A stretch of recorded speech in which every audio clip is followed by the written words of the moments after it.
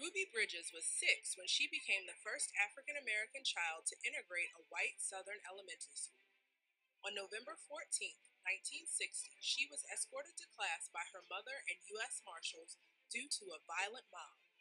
Bridges, in an interview, commented on that day and how in her childhood innocence, she thought it was Mardi Gras. We are moving up the highway of freedom toward the city of equality. We can't afford to stop now because Alabama has a date with destiny. Alabama's date with destiny was March 7th, 1965, Bloody Sunday. The marchers crossed the Edmund Pettus Bridge in Selma, only to be brutally stopped by state troopers, who attacked with nightsticks and tear gas. Lewis and others went down.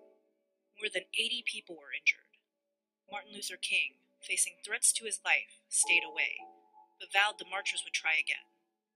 I say to you this afternoon that I would rather die on the highways of Alabama than make a butchery of my conscience. Yes, 25 years ago this weekend, parts of Los Angeles were in flames.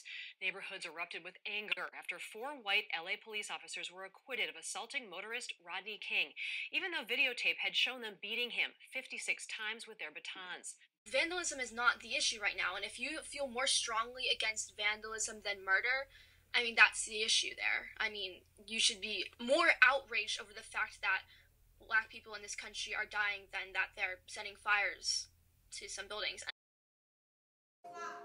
Do not stop. We are black people and we shouldn't have to feel like this. We shouldn't have to protest because y'all are treating us wrong. We do this because we need to and have rights.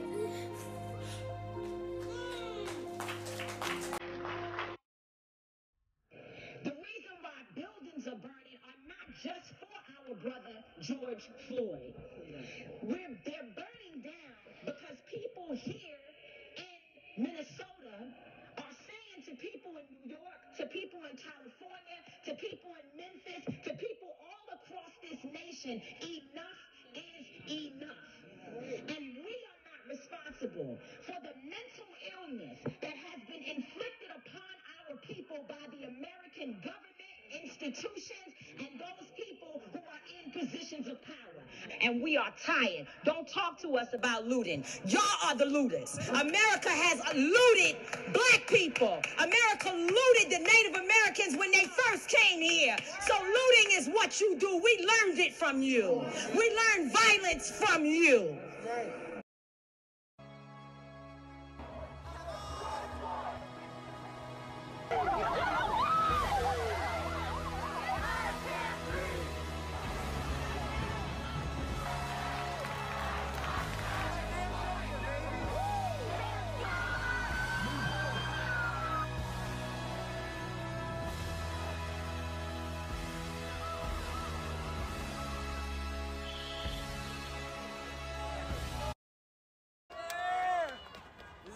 Man, this is beautiful.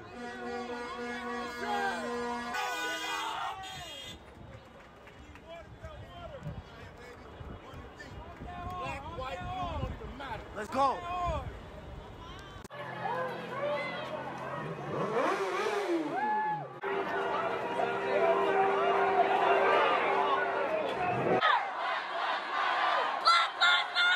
They're chanting out Black Lives Matter, but I don't say it back. Is it okay for me to say? I don't know, so I watch and stand in front of a line of police that look the same as me, only separated by a badge, a baton, a can of mace, a mask, a shield, a gun with gloves in hands that gives an alibi in case somebody dies behind a bullet that flies out of the 9 and takes another child's life on sight. I pledge allegiance to the minorities of the country that was stolen and built off lies, and to the public who all stand tall, one nation that can't breathe with no liberty or justice for all. Black Lives Matter, but not till they're dead, right? For Keith Childress, may he rest in peace, who was shot and killed in December of 2015 when the police officer mistook his phone for a weapon. No officers were charged with this crime. For Betty Jones, may she rest in peace, who was shot and killed by a police officer on Christmas Day after opening the door. No officers have been charged with this crime. For Kevin Matthews, may he rest in peace, who was pepper sprayed and shot after getting into an altercation with the officer. Kevin was schizophrenic. No officers have been charged with this crime. For Michael Noel, may he rest in peace, he was only 32 when he had a mental breakdown. His mother called the police for his own safety, yet he was handcuffed and shot twice, with no officers being charged for this crime. For Michael Lee Marshall, may he rest in peace, a 50-year-old man who was unarmed and mentally ill was restrained by 3 sheriff deputies to an unconscious state where he later died 9 days after on life support. No officers have been charged with this crime. And for George Floyd, may he rest in peace, who was handcuffed with his face shoved into the hot concrete, who was slowly suffocated by the knee of one officer as the other stood and watched. No officers have been charged with this crime. Hello, my name is Sabrina. I am 16 years old and I currently am living in Rhode Island. Throughout this documentary, you will hear me mention a virus. And due to the fact we are in the year 2020, you may think I'm speaking about COVID-19. However, it is something that is much more serious than that. It has been plaguing the lives of millions of people for hundreds of years, and that is unfortunately racism. Recent events have caused me to realize that not enough people speak out about this topic, and not enough people support the Black Lives Matter movement, which is something that I completely believe in because I can see that their rights and privileges are not as respected as someone else who is white in America. I wanted to create a platform for my peers, family, and friends who are of all different ages, races, and ethnic backgrounds to unify during such a divided time to speak about one common issue, and that is racism, police brutality, and violence in America. Throughout this, I will be asking 25 different interviewees 10 different questions, and you will be able to hear these stories and testimonies from each of these people, who I feel very eloquently express their feelings and beliefs. Although they do not all agree with each other, it is wonderful that I was able to give them a platform to use their voice, speak out, and give their opinion about how they feel. One quick thing before the documentary gets started. I'm filming this during the COVID-19 pandemic. Therefore, I had to resort to using Google Meet and FaceTime, so the video and sound quality might not be up to par, but I do not feel that that affects the quality of the video.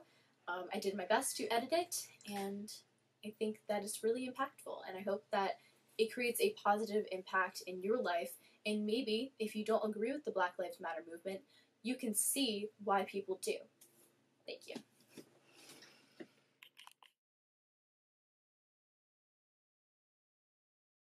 We're on. Alright, so if you don't mind just stating your name and where you're from. My name's Nick McCarthy, and I'm from Richmond, Rhode Island. Hi, I'm Melanie, and I'm from Rhode Island. Adam Eldeeb, South Amboy, New Jersey. I'm David Rubenstein, and I live in Westerly, Rhode Island, but I am originally from Philadelphia, Pennsylvania. Hi, my name is Lamina, and I'm from Cape Verde, West Coast of Africa. I'm Jasmine, and I'm from Rhode Island. My name is Amelia, and I currently live in Maine. My name is Jacob Munoz, and I am from West Orange, New Jersey. My name is Alexandro Yakor. I am originally from Haiti and the Dominican Republic. I moved to the U.S. in 2016. Hi, my name is Cordelia. I'm from New York City, but I'm currently living in Rhode Island. My name is Hannah Hassan, and I'm from New Jersey. I'm Victoria, and I'm from Ashway, Rhode Island. I'm Miles Creyer, and I'm from South Kingstown, Rhode Island. Awesome.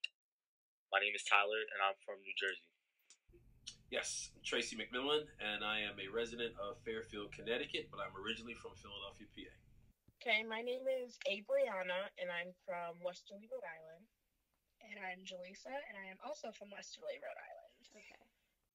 My name is Natalia Valdivia. I'm from Charlestown, Rhode Island, but I was born in Bolivia. Okay, I'm Deirdre Bridgman, and I'm from Egg Harbor Township, New Jersey. My name is Rebecca Peabody, and I'm from Wakefield, Rhode Island. My name's Michael Garafola, and I'm from Westerly, Rhode Island. My name is Leo Munoz, and I am from Northern Jersey.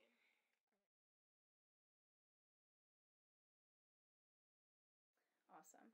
So do you believe that Black Lives Matter? very much so. Yeah, of course. I do believe that Black Lives Matter, and I believe in the Black Lives Matter movement. I also see that there's been movements out there to redefine it as all lives matter. And while I do think that that is an emotional response to the Black Lives Matter, I think it is a realistic response also. I think that we have to look at every life as precious and look at every life as worth protecting under the Constitution.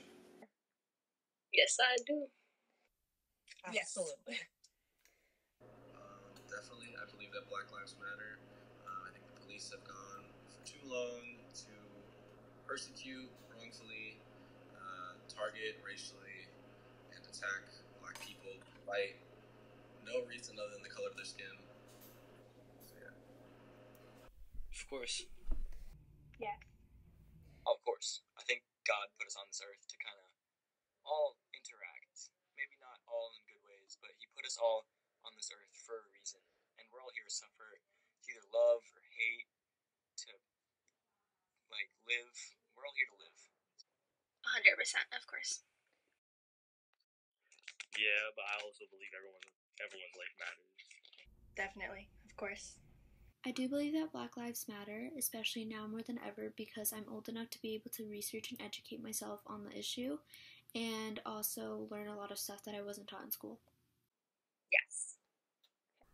I absolutely believe that Black Lives Matter. I believe all lives matter, but I understand the meaning of Black Lives Matter given the climate of this country and what has transpired with Black and brown life in the recent past, 10, 15 years or longer. Of course, I think it's such an issue right now that there's so much injustice going on. Yeah, of course. Yes. Yes, absolutely. I do believe Black Lives Matter, me being Black, and me seeing Black people getting killed every time for no reason. I feel like that could happen to me anytime. So I do believe Black Lives Matter, and I hope the situation gets better. Yes.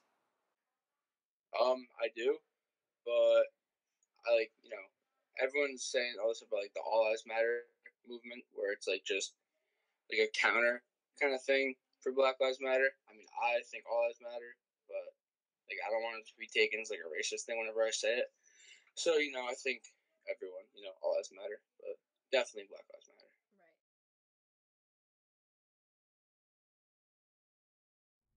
Have you personally experienced anything you would consider to be racist? Wow, what a broad and loaded question, but the answer is yes. I'll give it to you in a couple of senses. I'll give it to you from a Philadelphia sense, and I'll give it to you from a Fairfield, Connecticut sense. So I grew up in a town that was,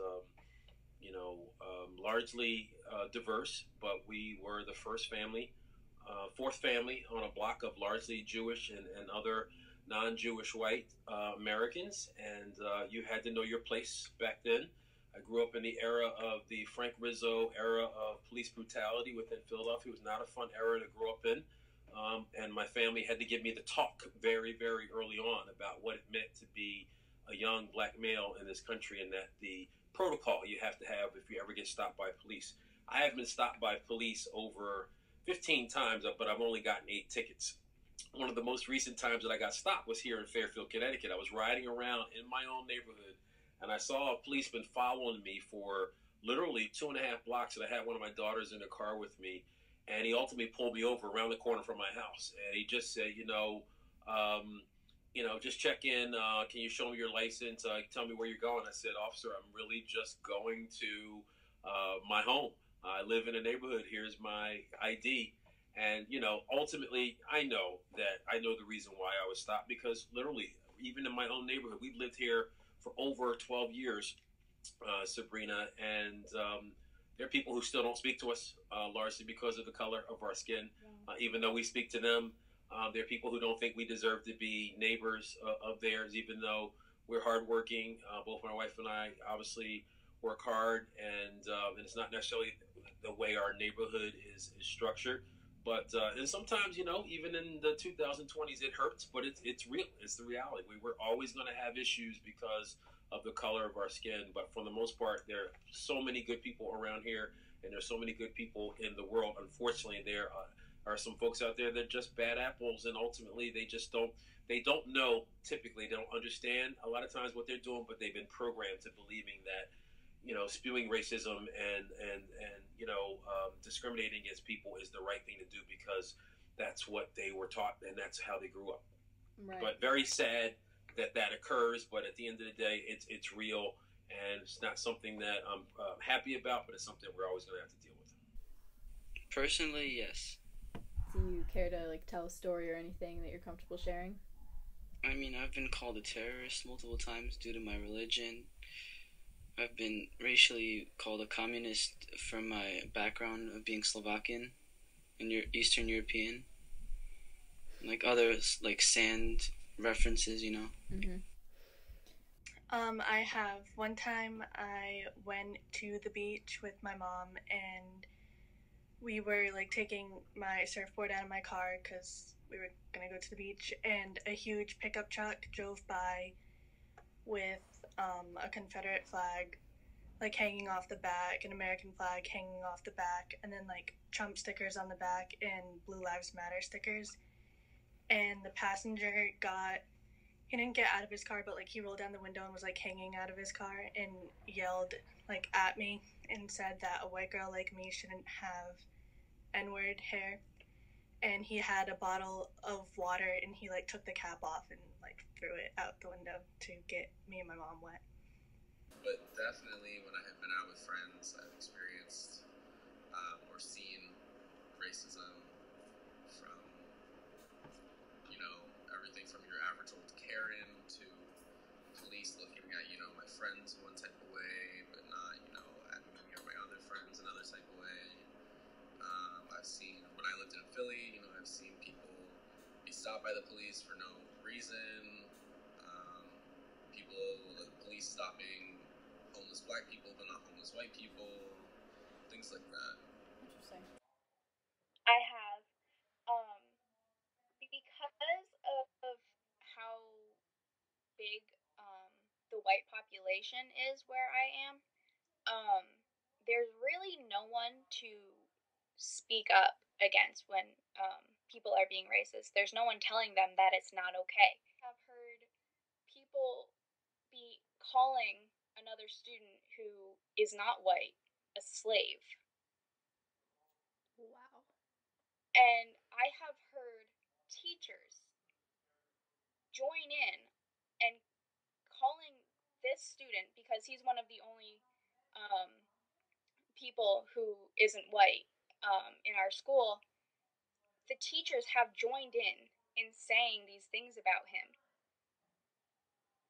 And no one even realizes it's wrong. Yeah, I have a couple racist experiences with racist people. I had this one neighbor one time that had he had an issue with my dad, and the neighbor started it was something with parking, and the neighbors started calling my dad and started saying that he was a spick, started saying to get out, that we don't need spics in the country. I've had experiences with cops where me and my friends got pulled over, and one of my friends was really treated badly by a cop one time. We got searched for no reason. And it was me. It was because we were really profiled. My friends all wear do-rags and all that. So. Yeah, I went to Six Flags a few years ago on Muslim Day, which is a day that they have every year, which is designated solely for the Muslims. It's not just Muslims; anybody else can go to the park on that day, but it's just a day for the community. My family and I would always go every year, and we went with my friend's family not last year, 2 years ago. And my friend's mom wears the hijab. Mm-hmm. The entire time we were walking, there was this white supremacist that was just like yelling at the worker, saying, "Why the hell are you letting all of these sand N words into the place and like take over the place?" And then he looked at like me and my mom and just started like cursing us out, like calling us like putting sand in front of the N word, and then just like cursing us out, saying like we don't belong here, go back to like your country, blah blah blah, yada yada yada. Wow, that is so sad. Like, I can't believe people do that. Let's start with school. I'm not gonna say any names, but I was in school my freshman year this one time, and I was in. I think it was during lunch, and I didn't know what the Confederate flag was. Okay. So this kid showed me a picture in his phone. He asked me if I knew what that was. I was like, no, I have no idea. It's just a flag. He was like, well, if you ever see that at someone's house, you should run because they're racist. They don't like black people. I was like, cool. I was like, why do you have it at your house then? And he said, don't worry about it. My teacher made a joke. He made a joke about him not being able to come back into the United States after a trip to Mexico. And I was the only Hispanic kid in the room. And he looked at me and like did like the wink. And I was like, oh, I'm not Mexican. I'm Puerto Rican. But I don't know. I have witnessed some like racism. Like my sister, when she went to Portugal to study, she majored in engineer, and I remember like her first year, her teacher told her, "Oh, this major is not meant for black people," which was shocking because like you as a teacher, you're not supposed to say that. It doesn't matter the color of your skin, your race, or anything, to major in whatever you like. So it was a really sad moment. And I've heard people telling me, oh, when I tell them I'm from Africa, they tell me, whoa, you don't act black, or you don't act like African, or even someone have told me, you act like you're a white people. And I'm like, it doesn't matter how I act. It doesn't change where I'm from. And I actually heard people telling me, oh, you're too beautiful to be African, which makes no sense. I had a student several years ago, and I think that this was like, I already thought that I was doing everything I could do to like be a just multicultural lensed educator and understand my students. But I had a student, his name was Thomas, and we are still in touch. And he told a story of like a time that he experienced racism. It's not my story to tell, but I'm going to do it anyways. Thomas was like super smart, top of his class, like total sweetheart, said please and thank you for everything. I mean, when we talk about stereotypes, like he's not who we are stereotyping as a black scary man. He was this sweet, adorable, wonderful student, and which is what most of them are. And he was telling a story of how, you know, when he's shopping with his family in Hartford, no big deal. But he said that the first time that he actually realized that he was black was when he went shopping outside of Hartford. So he went to a mall in a white town and, you know, had not really left Hartford because it's a fairly large city, hadn't needed to. It was like his first time shopping like outside of Hartford, and he got followed around the store. And he told this story like at the front of my classroom. He was presenting like graphic design poster about like raising awareness of something, and he's raising awareness of racism. And he told the story at the front of my classroom filled with a lot of white kids and a lot of black kids, and I like my heart sank because that's not a feeling I've ever had.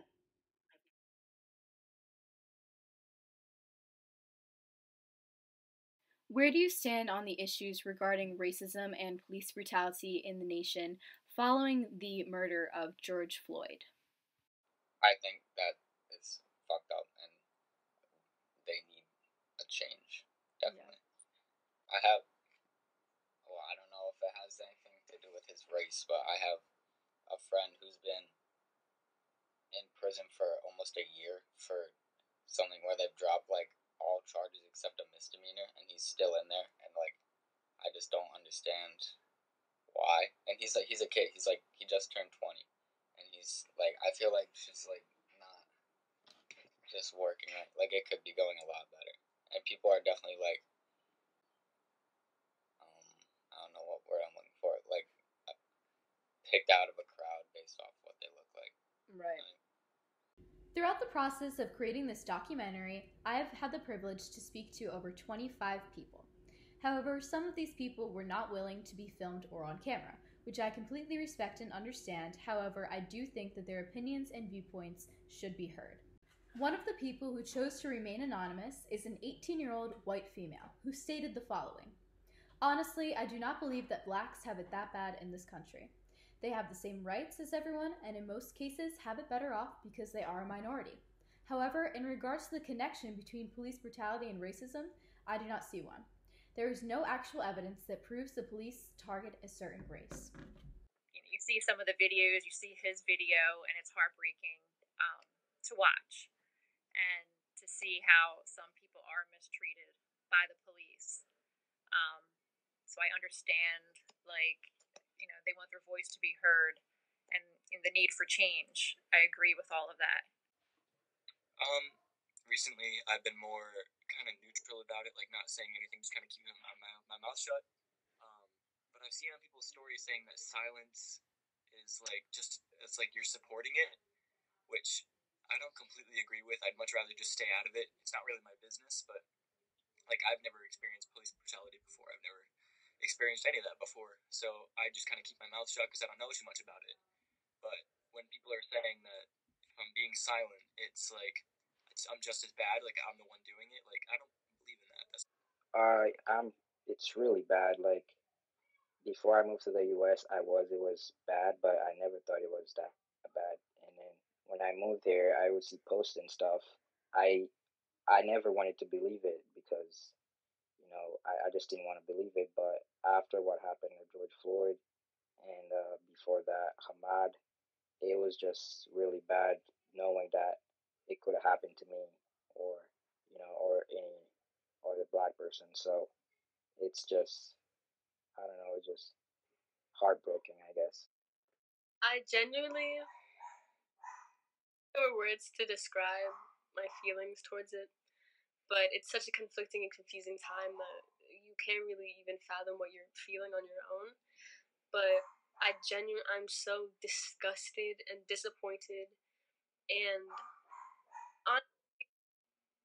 I'm shocked, but I can't say that I'm too shocked. It didn't come as a surprise because this country has been following some systematic racism that has been embedded in their government for decades, and we've been seeing it for decades. It's a pattern, and the country is not able to provide justice and equal rights, and they're given the privilege.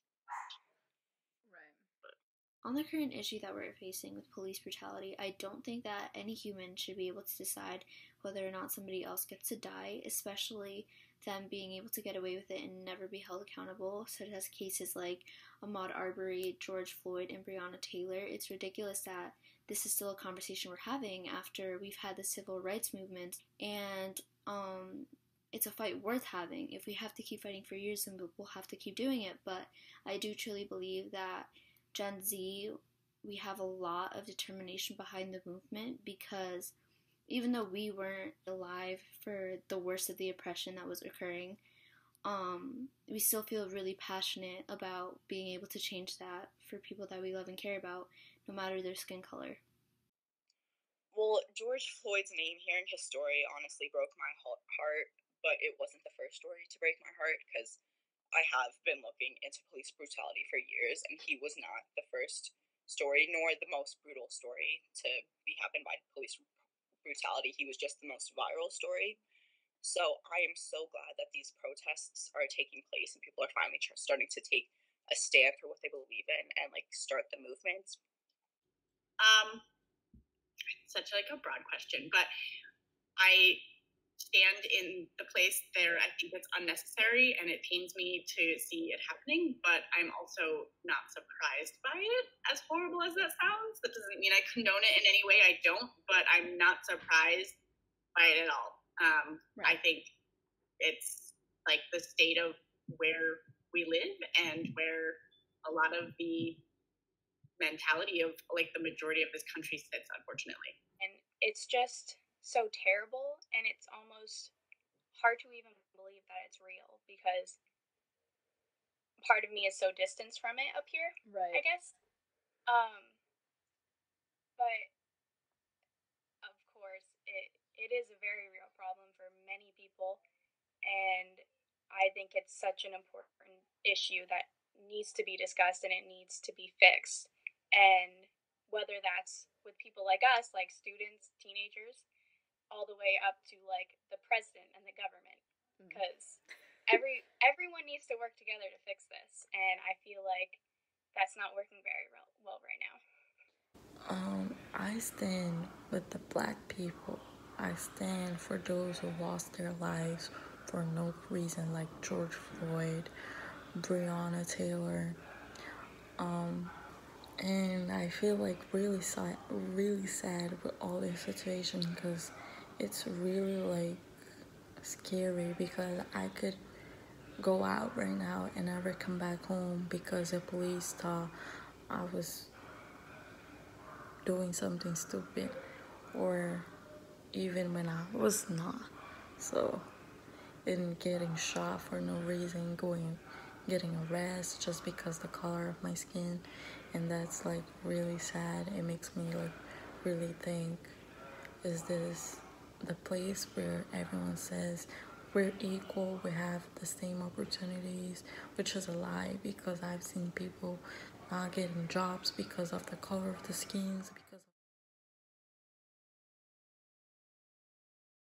Due to the fact I wanted all voices to be heard through this project, I knew I had a duty to interview police officers and get their opinion on these matters. In regards to what their views on the police are, as police officers, they certainly feel that they are, serving their country and doing a great job protecting their citizens, but some definitely stated that it is super important to diversify the police force. And others went right into stating that the George Floyd case was taken extremely out of hand because when someone is in handcuffs, the situation is almost over and you do not need that much physical force to hold someone down. In addition to this, some stated that political hires and politicians being involved do affect the police force itself, and some calls that are made. And this can relate to the riots and the situations that are happening where the police are being made out to be villains for using tear gas and baton sticks and using physical force against the people.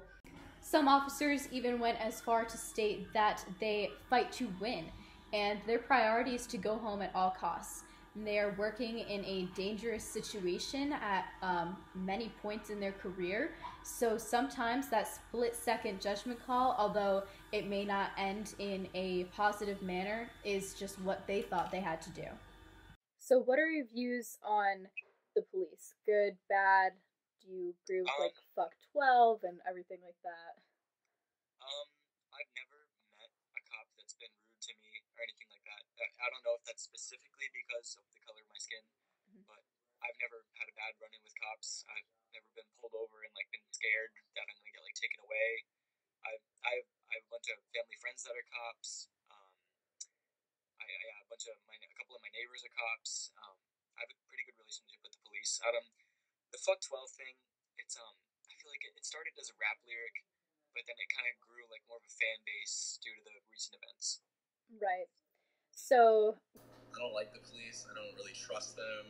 My heart rate does get a little high when I pass by them, and that's being someone with privilege. So I can not only imagine what that means for a black person to pass by the police.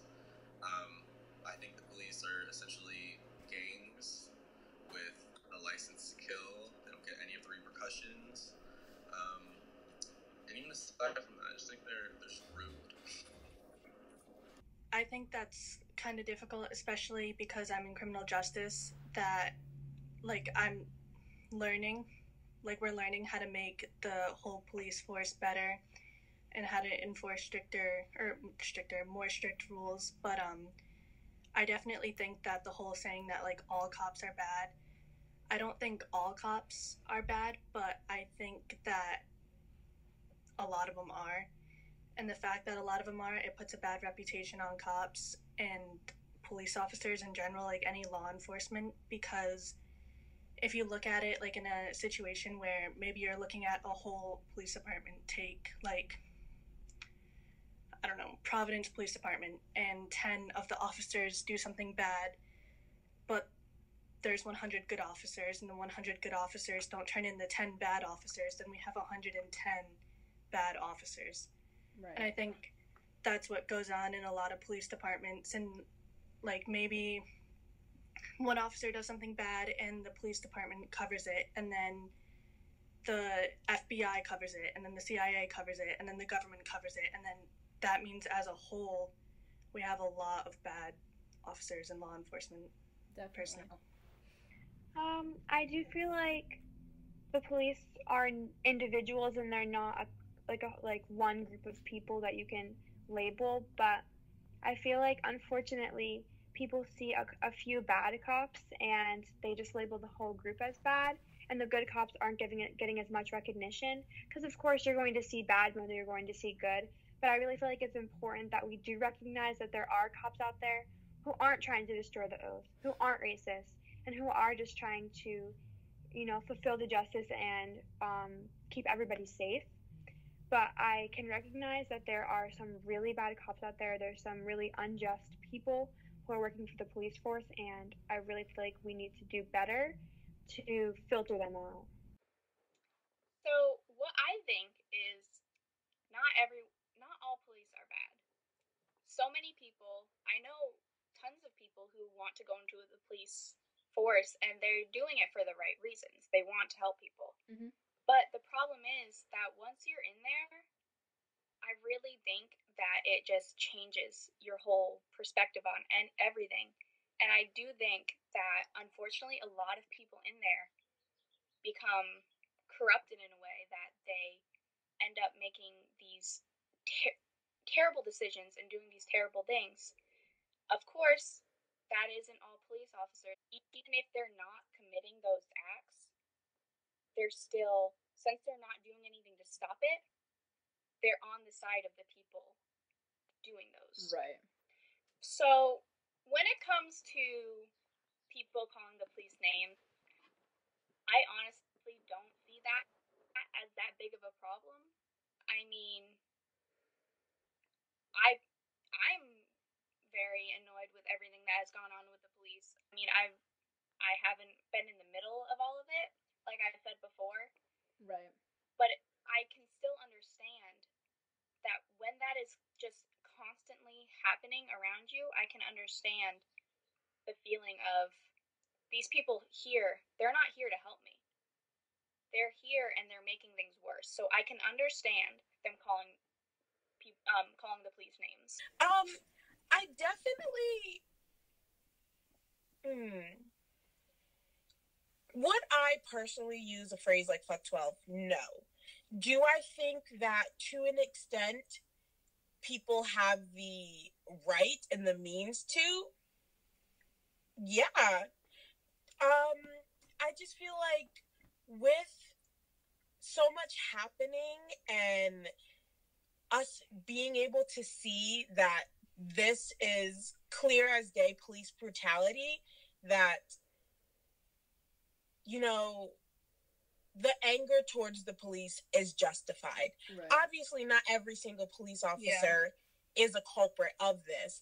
But when you see videos and you realize that there are also police not doing anything in a situation where they're capable of, they're just as bad as the police doing it. And then same thing that she was saying about it's not all cops. But it's the fact that the ones who can do something or say something are not.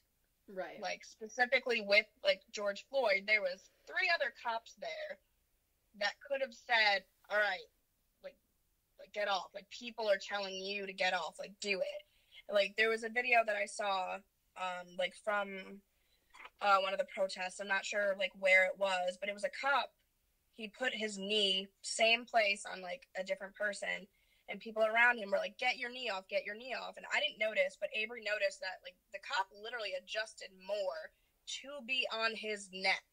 But the cop that was with him literally picked the other cop's leg off and moved it off of the guy's neck. That's all we needed any of them to do. Anytime. At any time, that's all we needed. Right. All right. Another thing, me being from New Jersey, and I think what they're doing in Camden, which is a city in New Jersey, it's actually one of, like, it's looked at as a really bad city for, like, the crime rate.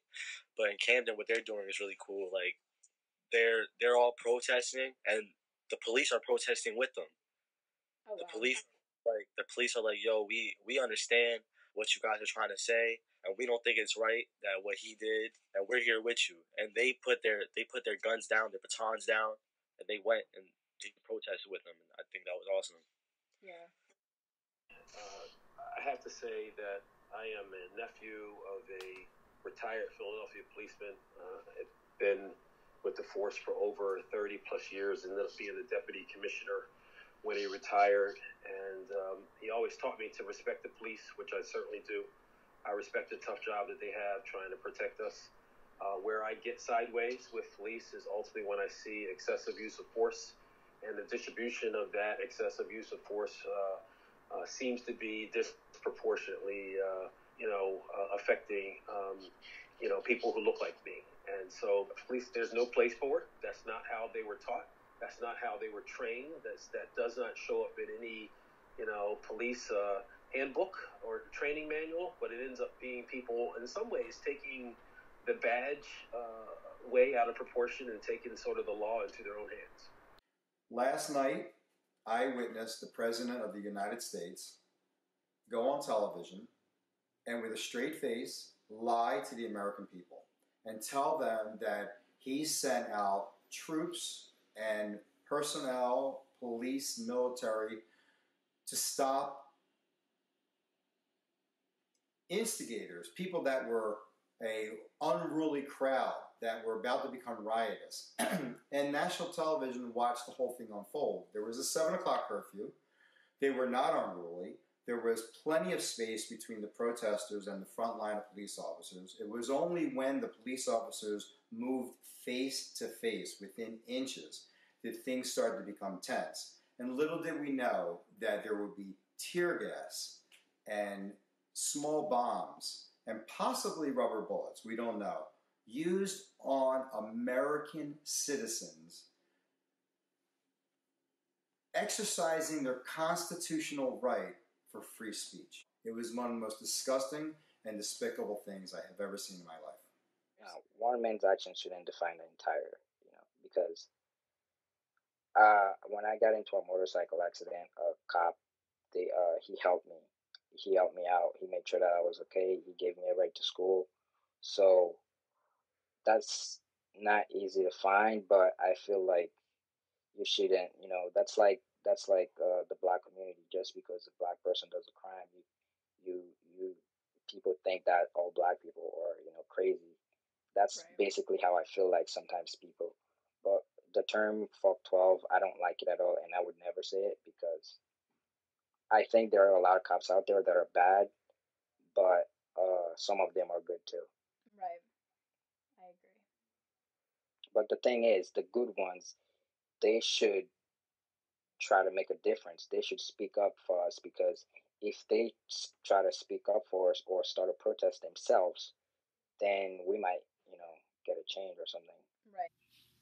My personal view on the police is that they should be held accountable just like anybody else for their crimes, and that things such as a blue wall of silence and qualified immunity should not be a thing, because they should not be protecting themselves from convictions. They should be protecting the people from any sort of crime. But how are they going to protect the people when they are the ones committing the crimes? If they cannot handle their job and continue to abuse authority, I do not think that they should be working as cops, because although there are good cops and they are there for the right reasons, there are bad cops who are committing these crimes, but the good cops are putting up with their colleagues being able to get away with murder, when if it was an everyday person who did stuff like this, they would be in jail and they would be...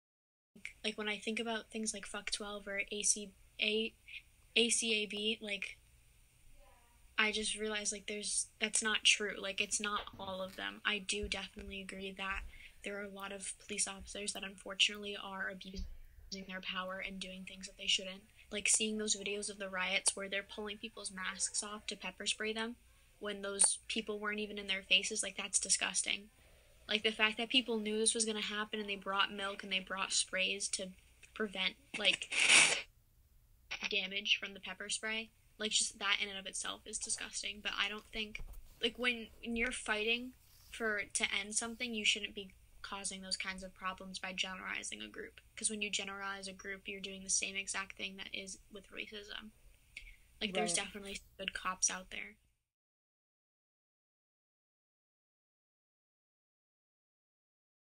In response to recent events that have happened, what is your take on the looting and rioting, but also the protests that have been going on across the nation? Well, in any other situation, I would say that violence and vandalism is never the solution to an issue. However, they have been peacefully protesting. Look at Colin Kaepernick. He took a knee and the world got mad at him and he lost his job. And so they're not going to be happy whether you peacefully protest or violently protest. And the thing is, I think that they've been trying for so long and nobody's listening to them and they're getting mad, they're dying. I mean, I can't imagine how they're feeling right now. The news is only showing, like, the violence, but also, like, if you look really almost anywhere on social media, even, like, meme pages, that is not what their content is. Like, they're posting videos where, like, random people are just walking off the street destroying stuff just to say they're a part of it, just to say, oh yeah, I did that. But, like, people who are already at the rallies, are already protesting, they're, like, telling them, do not destroy this building. Mm-hmm. That is not our point. That is not what we're here for. So it's, like, it's nice that we're able to see that, because otherwise you're like, oh, all right, well, that's not anyone's message. But it's good seeing that people are like, no, that's not why I'm here. Yeah. Right. I feel like part of it is, like, some people might be taking advantage of it with, like, just stealing stuff. And I feel like it's bad for, like, destroying, like, small businesses and shit, like, in your community. But with taking out, like, they were destroying, like, Lenox Square in Atlanta, which is all, like, mad, like, wealthy stores. And I feel like that could almost be effective because, like, the people who own those businesses probably have a lot of money and a lot of say. And, like, if they are like, this needs to end, then maybe that could help out the situation. And, like, nothing, like, peaceful protest hasn't worked so far. Like, taking a knee is, like, some big fucking deal, and everyone has a problem with that, and that's done nothing. So, like, I don't know. Like, it feels necessary. But people are also, like, going too far a little bit. So, you know, a couple things.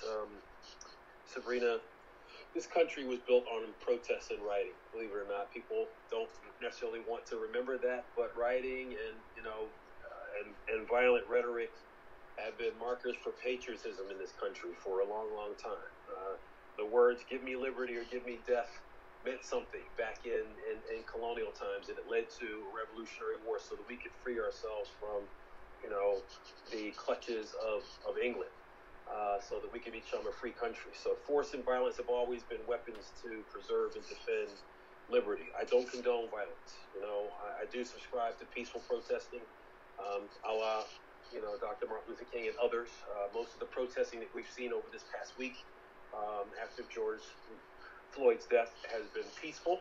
There have been those who've been trying to, in some ways, stoke controversy and cause a lot of unrest because they are not really about the cause. They're there to basically be seen and try to make things look worse than it actually is. But there's nothing wrong with peaceful protests. It's the backbone of how change tends to happen in this country. And as you can see from what we've seen over this past week, it's coming from people from all walks of life. There's unity, and there's some understanding and sadness, and there's some alignment. There's synchronization with people who tend to, when they take some time to get to know one another, they can unify around something that's right, unify something that's wrong, that they want to see changed. No, I think it's the complete opposite thing people should be doing, because they're all stating or preaching justice for Floyd, but in reality, it's it's not like peaceful protesting or anything. They're destroying cities. And last night I was watching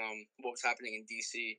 and they're completely like destroying the city. And happened in Minneapolis, happening in Providence and Boston right now too, which kind of sucks. But it's going like nationwide, and I just think it's like the wrong thing to do. Like they should just be preaching whatever they want, but shouldn't be like destroying cities. Right.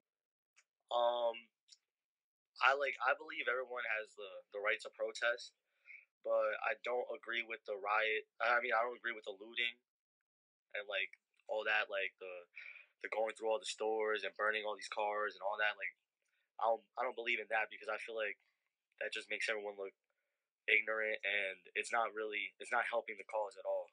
It's making things worse actually, and it's kind of like if we want things to change, they're gonna keep viewing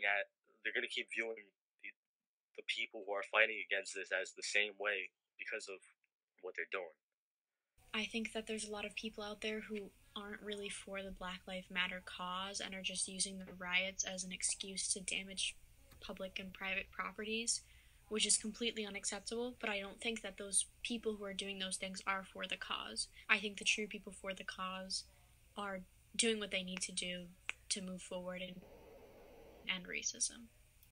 I don't know if I agree with the rioting and the looting and the burning buildings down, but I also do believe that if that's the only way that they can get heard at this point, then that's what they need to do, because they've been silenced for way too long. And all great revolutions have had to have a little bit of noise. Well, at first I feel like people should protest. That's their right. That's their First Amendment, I believe. But I didn't like going to Target and breaking and entering and all that stuff because it's just gonna hurt other people and businesses. And then the money is just, and to repair all that, they're gonna take that money out of our taxes, and those people are gonna have to pay more taxes. So I felt like they were hurting themselves. But at the same time, for years now, there's been silent protests or like protests without all that stuff happening, and nothing. There wasn't any change. And after 2 or 3 days, when people were doing that kind of stuff in Minnesota, that's when they actually decided to arrest the officer. So I felt like that's not how I would do it, but I think it's working, I guess. So I'm against it and for it at the same time.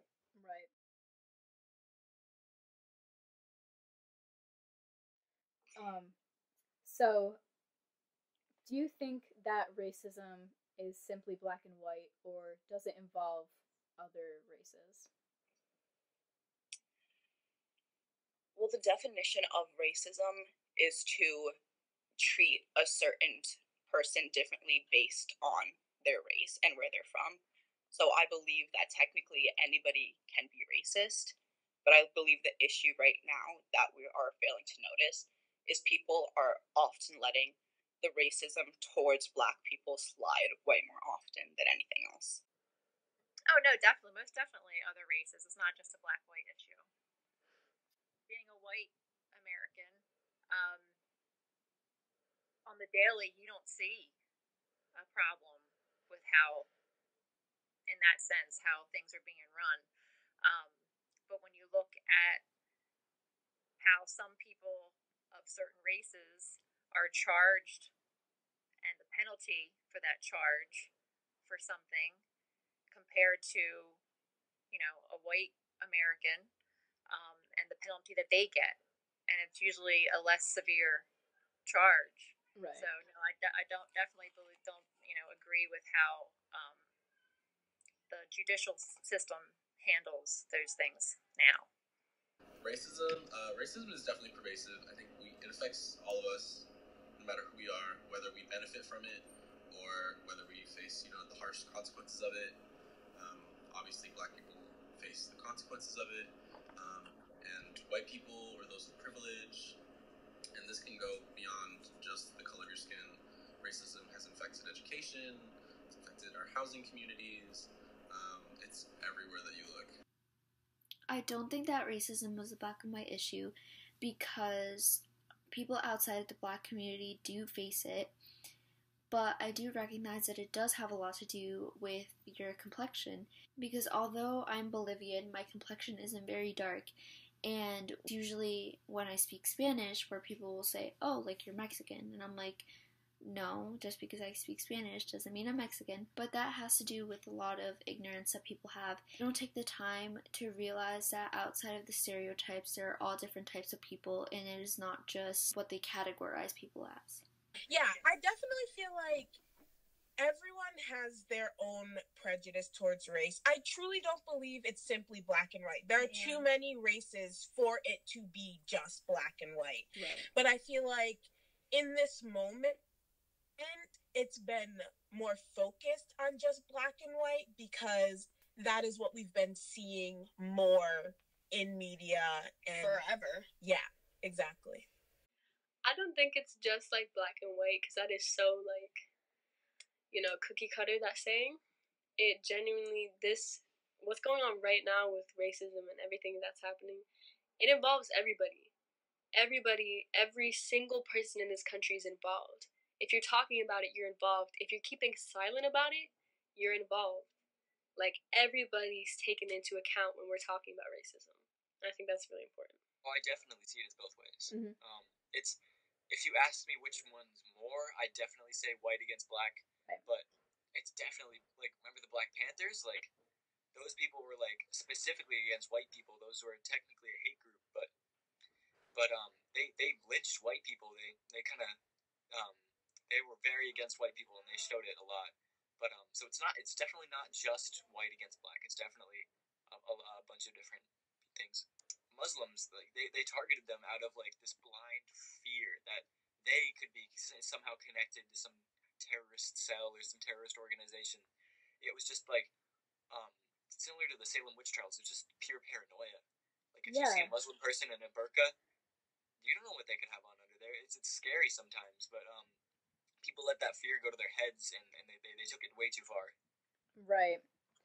Yeah, there's definitely other races experiencing it, especially like now with like Asian races. Obviously, from this whole Corona thing, I feel like they probably felt that big time. But I think like in terms of police, it's probably mostly against black people. Okay. But I feel like racism is inevitable. Like, it's going to be everywhere.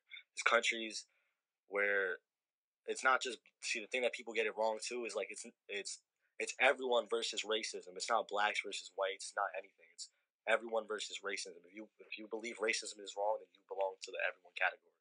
You know what I mean? So it's not just blacks versus whites at all.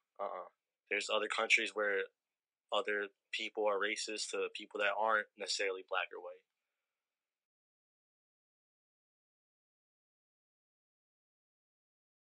How has social media and the media affected how viral this movement has become? I think for anyone, it's really important to use these different platforms to kind of bring light to this subject and kind of just make it more well known and more talked about, because I think that's a huge part of this, is that for so long it's just kind of been pushed under the rug and just kind of ignored.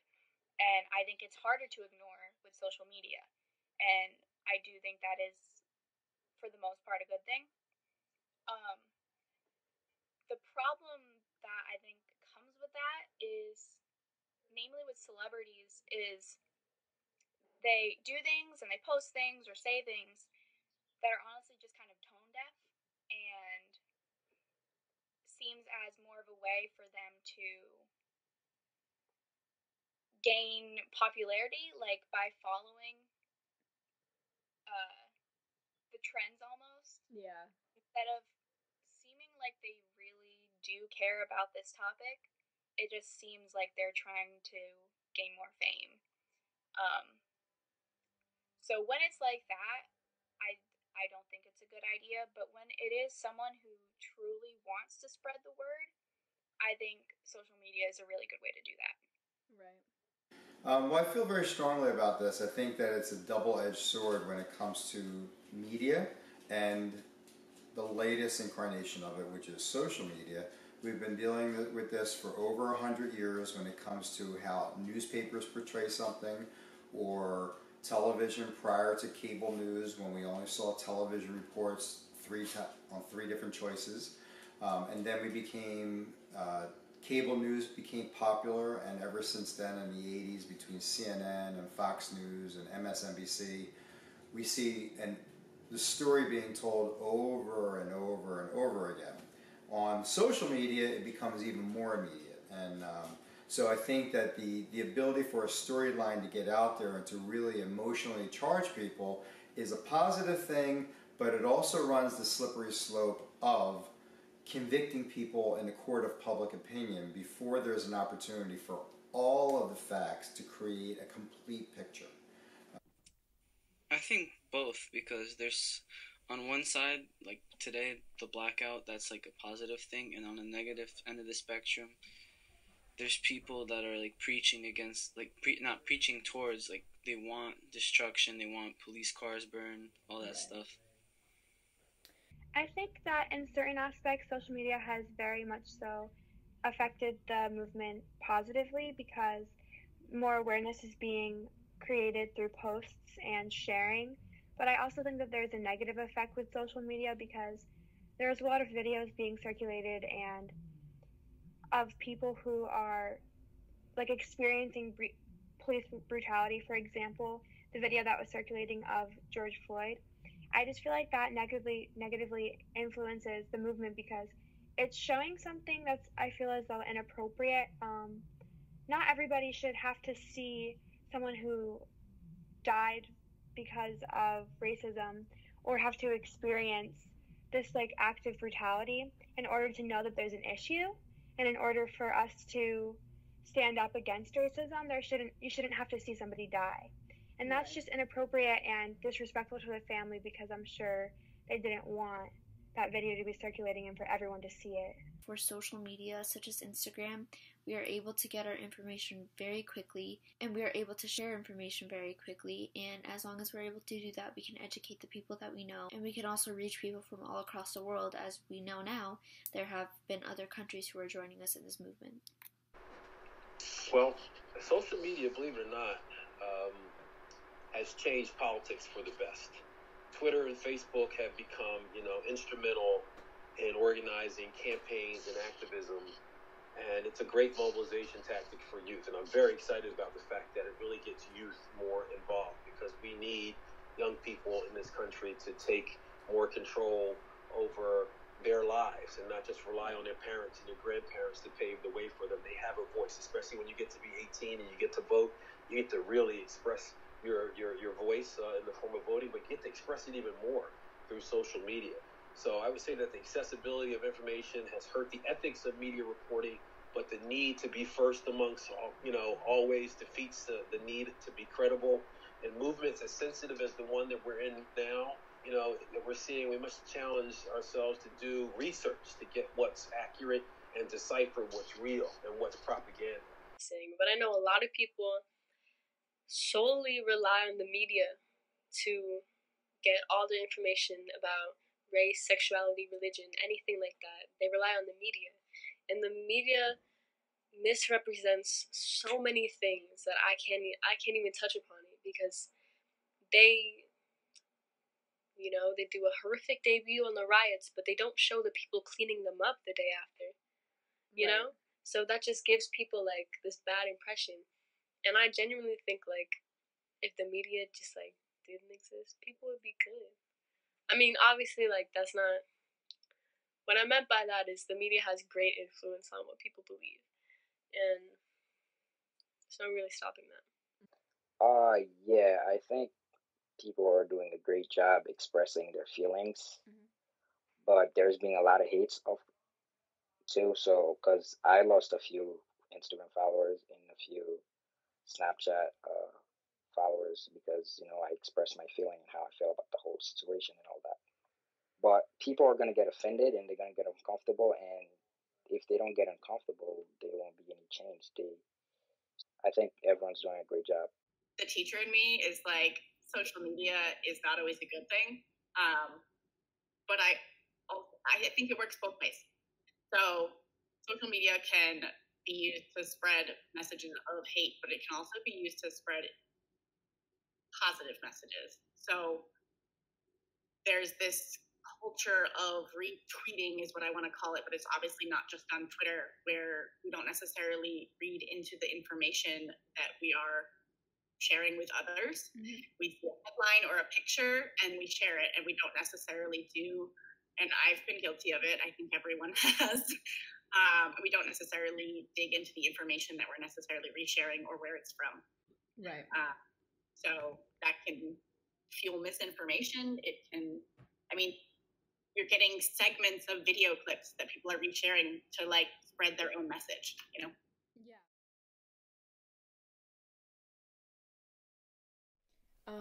So do you think that our generation handles racism better than other generations?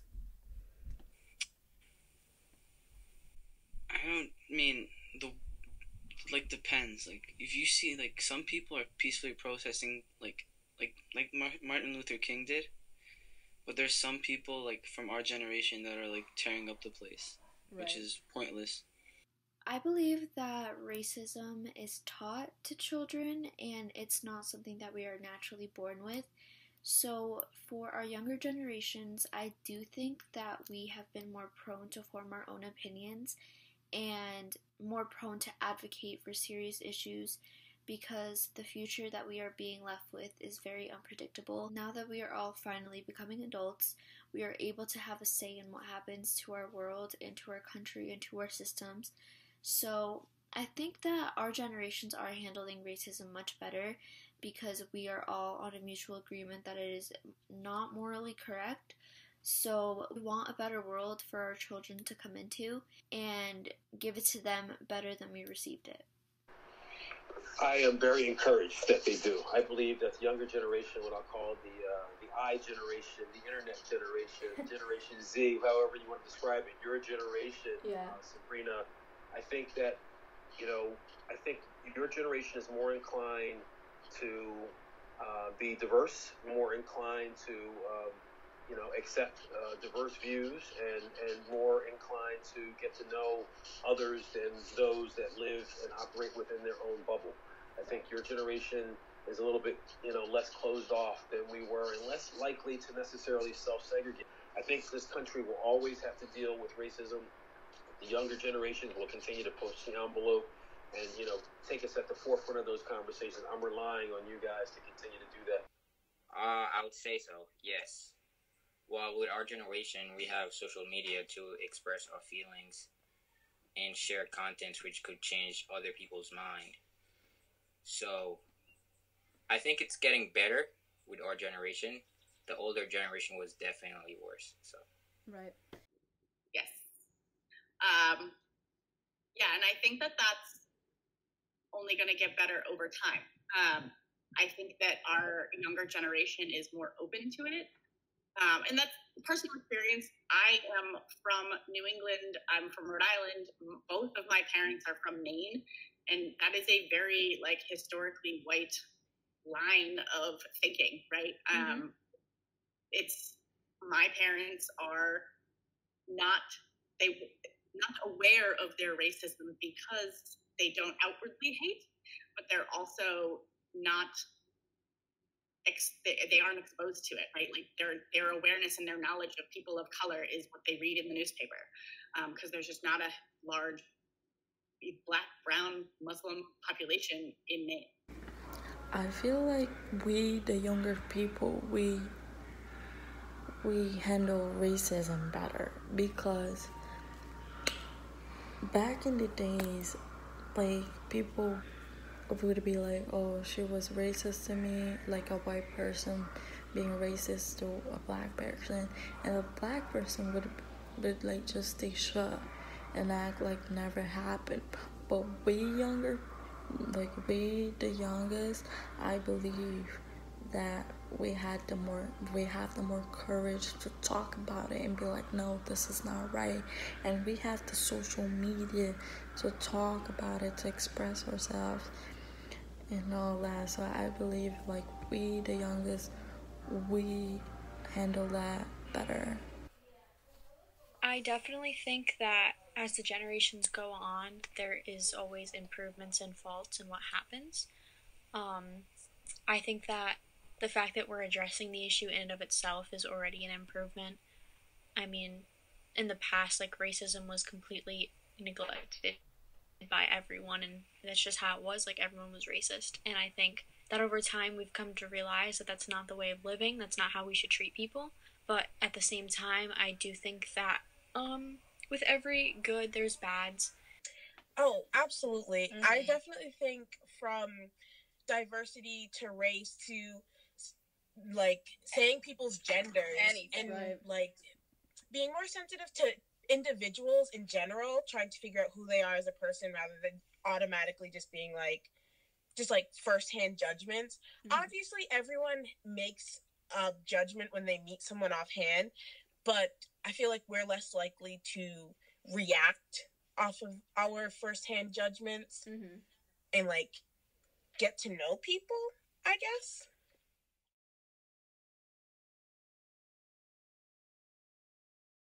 Do you feel that Hollywood or cinema has depicted racism well or accurately? I think so, yeah. Especially in there's a lot of good movies out there that show that, like The Blind Side, I think, and there's Remember the Titans. There's a lot of good movies out there that shows that there's a lot of racism and how to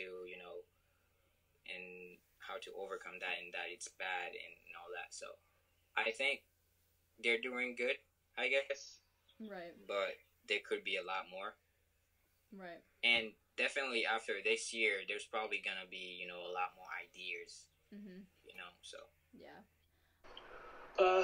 Yes and no. Yes and no. I think I like the fact that Hollywood now, because I grew up in an era, having been a child of the 60s and early 70s, when I was younger, and then having gone to high school and college in the 80s, I still saw Hollywood then showing issues of race and difference, not even using the people in casting of people who had their ethnicities that were accurate to that time in history. If you think about West Side Story only had one true Latina in that. It ended up being Rita Moreno, and she won an Academy Award for that performance. But they had people with makeup that made them look a certain way, but that wasn't the correct depiction. But I think Hollywood has done a fairly decent job of bringing truth, because most of these movies, especially the ones that you and I have talked about and that I've seen on the list that you've provided, are essentially factual based. These are real stories. These are things that actually happen. Now, Hollywood sometimes takes some creative license because they try to sell, tickets and get ratings, and sometimes they take some creative license. But for the most part, I think they've done a decent job. I think that movie, The Hate You Give, that was an excellent movie that really depicted the issues. I feel like a lot of movies definitely, like even TV shows and like even before like our time, like the early 2000s, like there was already starting to be that kind of idea coming into play where like this is a real issue and like this needs to be addressed. Like I think especially like in the feminism aspect, like that happens a lot nowadays too, where like we need more role models of minorities, people of different genders, people of different sexualities. And I think it's really upsetting. So many individuals take it as like, oh, they're only putting that there because they don't want to seem racist, or they're only putting that there because they don't want to seem misogynistic. And it's like, well, that's what they should be doing, is they should, like, even not just films about it, but like giving black people like roles as like leads, like not just because they're black, but because they're good actors and actresses. Like those things should be normalized. You shouldn't be discriminating people based on their color, especially in that kind of facility. Of course, I feel like Hollywood and cinema represents racism, like with their films. They really do. And I think most of them are really like sad, but it's the reality. They really portray like the reality like it is. Some of them not really, but they really do. Like the TV show All American showing like a group of black kids getting arrested just because they're black, even though they didn't do anything wrong, which I believe is like very, very sad because it happens. It still happens. And that's like a question that I question myself, and I question myself every day. Like, if I go to the store right now, would I be able to come back home safe? I think it's fully up to context. I think there are directors that, of course, put out content that does not show racism well. I'm sure, like, there are dozens of movies that are essentially just police propaganda. There are also directors, like Jordan Peele, and Lena Waithe, who really make an effort and make a conscious effort to depict racism through their own narratives, and depict how Black people experience racism. Sometimes. I think that, and you came up with a great list of films that are addressing it and exposing it and attempting to depict it accurately, but I also think that's very recent. I'm 32, which is not old by any means, but if I look at like the films that I watched growing up, that it's like racism wasn't a thing. Right. It wasn't. And it was, but it's not addressed in anything that I watched growing up, even in high school and college, really. Right.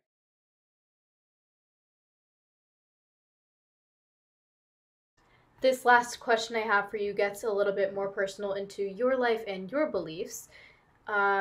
Being a member of the LGBTQ community and identifying as a feminist, do you feel that the struggle and fight for equality properly aligns with the goals and ideals of the Black Lives Matter movement? So equality is a strange term because I feel like equality means you give everyone the same thing. And I think that's why so many people are getting angry right now, because they're saying we're all equal. And I agree, we're all handed out the same deck per se, but not everyone needs the same deck just to make it. Like, for instance, like college tuition is the same, no matter what. But like, that's equality. But if you are giving aid to those who need it, that's not equality, that's doing the right thing. So I feel like, especially in the in the LGBT community, like, it's different in a sense that no one can just look at me and know, like, because I'm white, like no one can just look at me and be like, oh, she likes girls or whatever. Like, it doesn't work like that. Versus like the color of your skin, like someone can just look at you and automatically make those decisions about if they like you or not, like, and be racist. But in terms of being a feminist, someone can look at me and obviously know I'm a woman, and I get that fear of like walking alone at night or like getting into an argument with someone.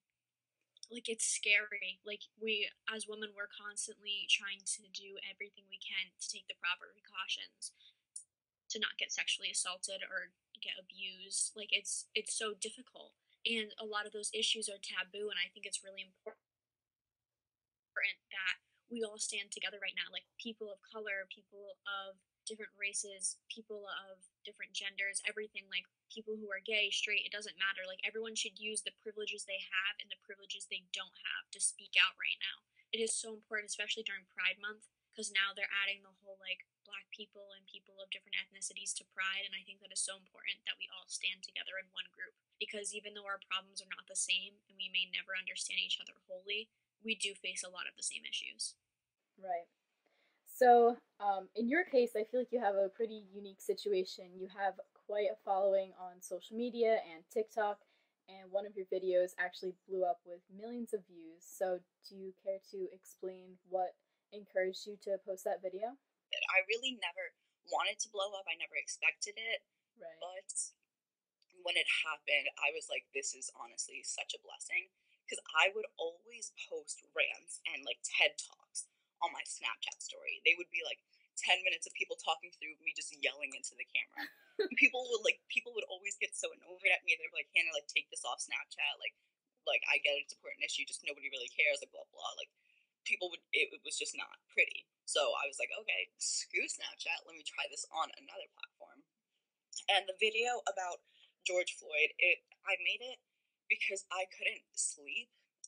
The night before, when I heard his story the night before, I was looking into police brutality, and I was just reading all the stories. And at the bottom, it said if any officers were charged with the crime.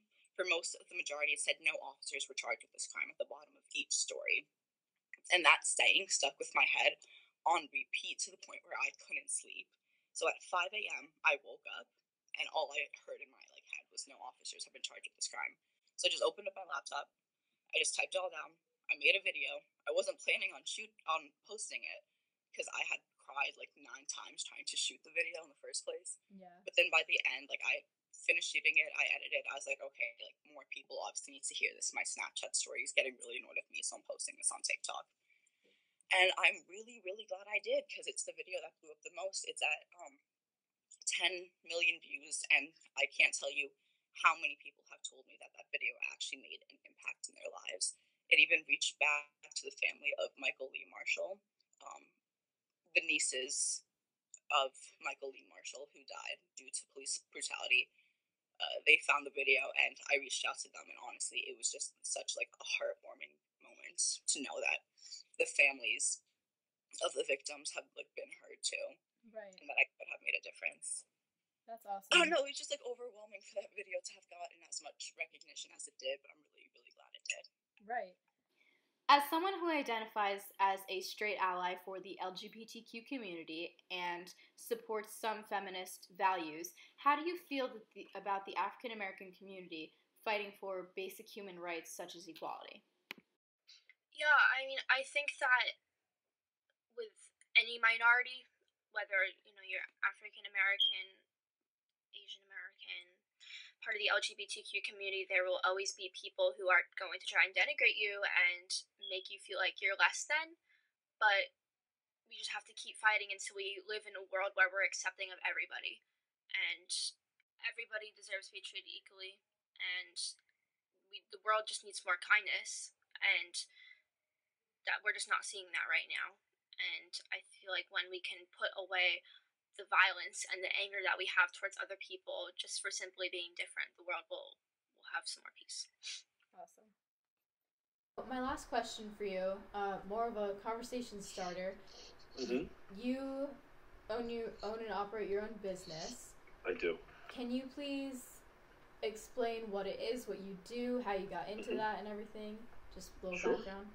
Absolutely. So out of college, I graduated from UVA in 1986, and I was a finance and an accounting major. I did accounting for the first 7 to 10 years of my career. Then I got into, in 1995, executive search, and I've been doing executive recruiting for the past 25 years. I have my own firm now, been doing that, absolutely loving it, enjoying it for the past 25 years. I've gotten to meet some of the smartest, most creative and innovative people in this country over the past 25 years, white, black, Latino, Asian, East Indian, you name it, European, from all walks of life who have gone on to do some transformative things at my clients. We now focus on 2 areas, primarily the nonprofit sector, 501c3 sector, and the affordable housing sector. I'm at that point in my life, I'm getting older, 56, where I want to do things that have an impact on community. So every time I make a placement, Sabrina, to somebody at one of those types of clients, it impacts a larger community more and bigger than just me. And it gives you a good feeling that you've actually done something well, you've done something right. My last question for you, Jasmine, not only involves you, but it also involves myself and Victoria, being that we are all in criminal justice together. So we have learned about the 1992 Rodney King case, which inspired the LA riots. Do you feel that this situation is history repeating itself? I 100% believe that history is repeating itself because it literally is. The whole riots are happening again, this time all over the world. A lot of people are involved. They started out peacefully, just peaceful protests, and then a select individuals elevate it and make it worse by actually rioting and not protesting or looting or setting buildings on fire or causing any type of chaos. But I definitely think that this wouldn't be happening today and we wouldn't be having so many protests and riots if we had changed 30 years ago when the LA riots occurred and when the whole Rodney King case was current. I think it definitely is. I mean, I don't think there's going to be any change until we make change, unfortunately, but I remember seeing a video from the LA riots of a black man who owned his shop, and they had looted it and destroyed it, and he was talking about how he was just trying to make it in life, and then it was really discouraging to him because people were ruining his business. And this really just reminded me of today. Like, I didn't even know the video was from the LA riots from that time period until I saw later that they were saying it was from then. It was almost identical to the situation that we're in now, and it really just reminded me that this kind of is history repeating itself. So you're in a unique situation being that your dad is a cop. So how do you feel about the way the police and cops are being portrayed right now? I think it's kind of sucks because, like, 1 out of 300 and however many or however many thousands, millions of police officers are portrayed as, like, just bad people, when in reality, when one guy kind of does the wrong thing in his job and he's not supposed to, like, where the whole situation with George Floyd when the guy's knee was on his neck, that was the complete wrong thing to do because the guy was in handcuffs. You know, it's kind of hard to get up when you're in handcuffs. There's no reason to have 4 guys on him. But I think that all cops are portrayed as bad people right now, when in reality they're all just guys who dress in a uniform and go out to, you know, protect and serve their communities as best as possible. Like, every guy I know in Westerly is a police officer. He's probably one of the best guys I know. They're all great, funny dudes. When they take the uniform off, they're just regular people. So, I mean, yeah. So you guys went to the protest in Providence. Can you just describe how that went? Like, was it peaceful? How many people were there? That type of thing? I did not go to the protest.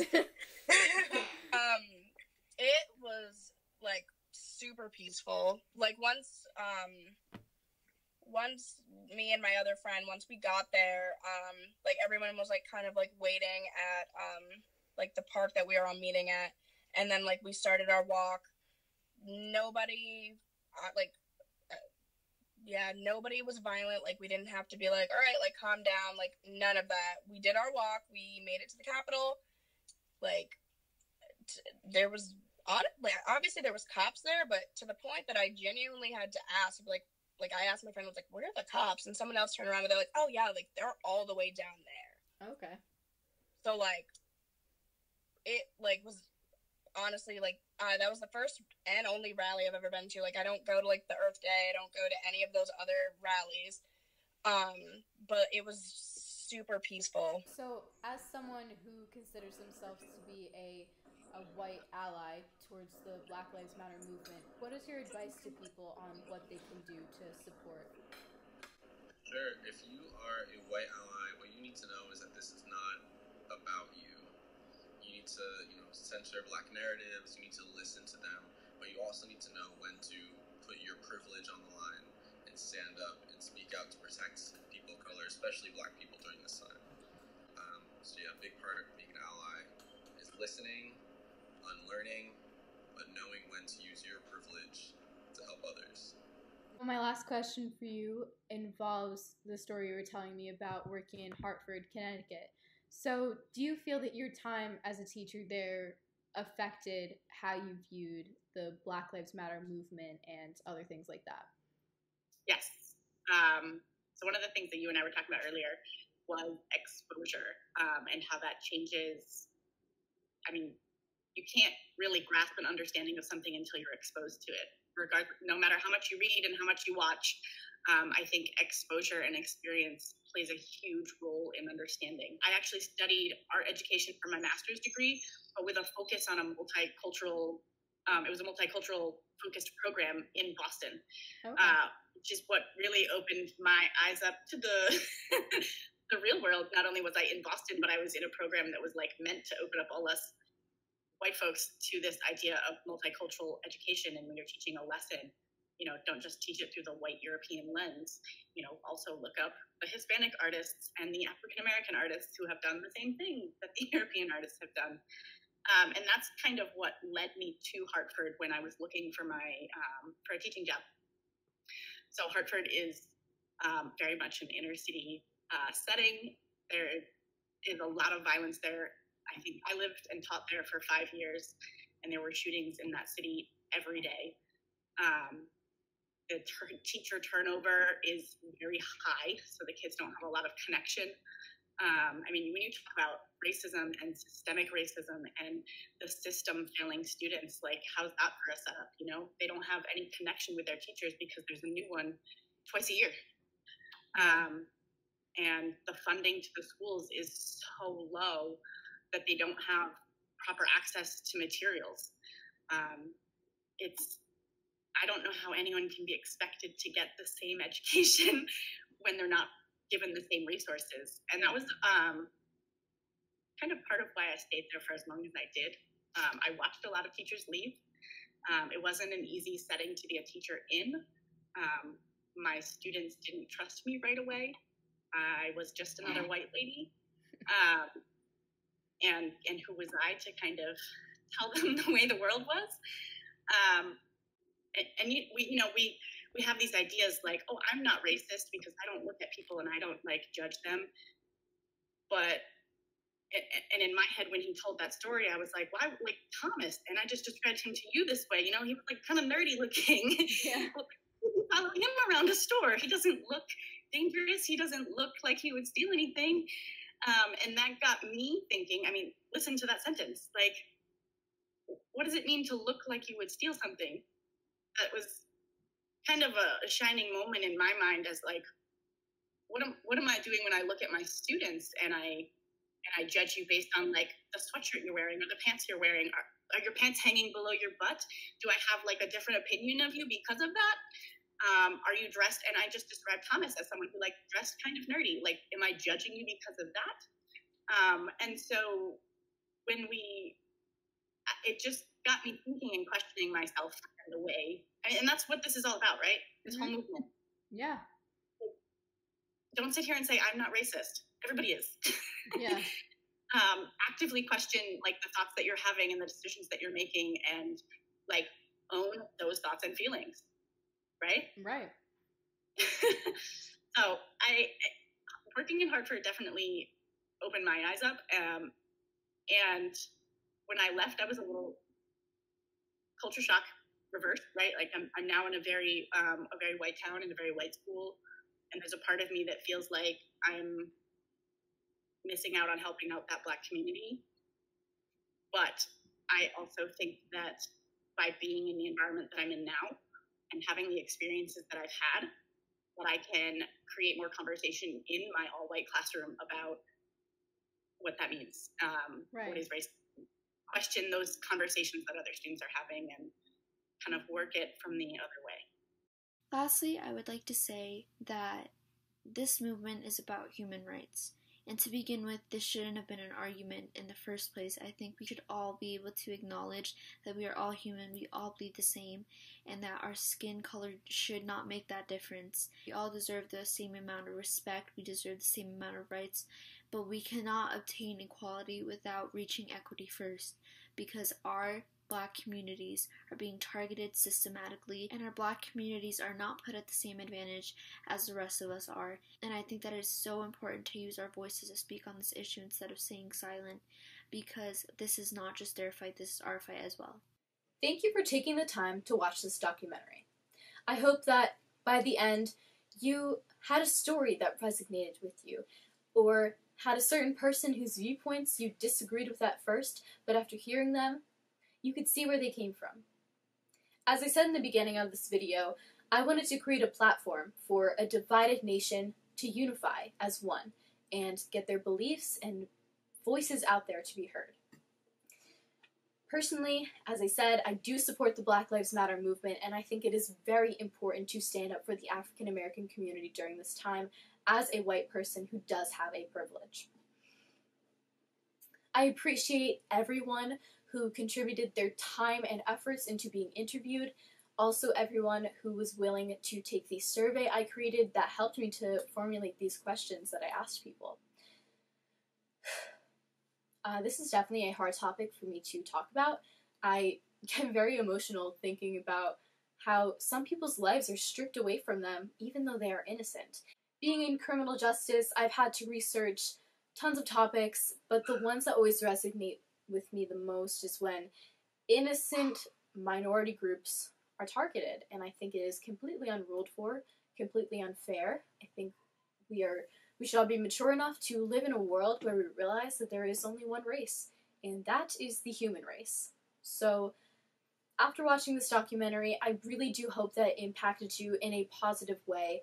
I encourage you to spread kindness and positivity and refrain from any negative behavior or comments towards someone. So if we all live alongside one another in a positive manner without being prejudiced or racist, I think that we can go places in this world that we never imagined we could go before. Personally, I respect the positive voices of the past, but I want to be the voice of change for today and tomorrow. Thank you again for watching this documentary. In the description, I have linked multiple websites, some that are charities where you can donate money, and others are simply websites with lists of things that white American citizens can do to help the Black Lives Matter movement and help the African American community gain the respect and justice they deserve. Have a blessed day, and remember that Black Lives Matter.